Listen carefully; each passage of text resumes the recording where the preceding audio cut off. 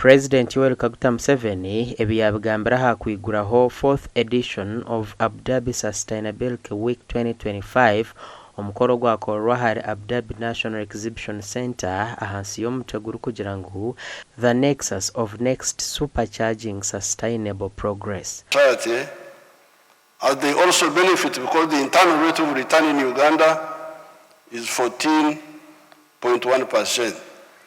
This is when we still have high transport costs and also some high cost of electricity.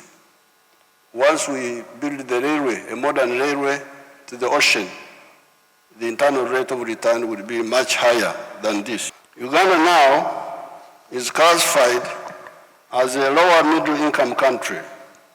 It will, however, rapidly grow into a high middle income country and eventually into a first world country.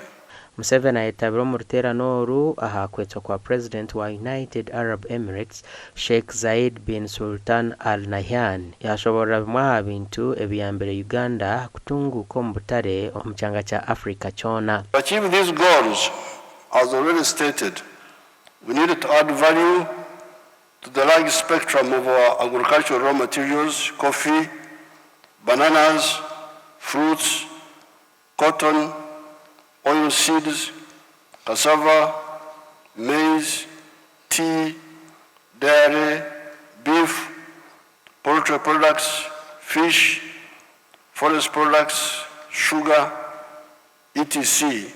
How would the Ugandan economy grow if we did not have the East African market?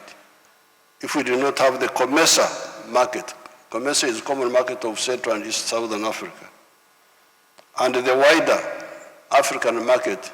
Abu Dhabi Sustainable Week n'oruterano rukwetaba abebembezi n'abandi bantu okuruga omu mahanga gatari gamwe na gamwe omunsi yona okuhajana ahabizibwa ebirikucumbagiza entunguka y'amahanga n'okutaho oburyo okubimaraho. Invest in Uganda or any brother African countries, you have the assurance of this huge and growing market.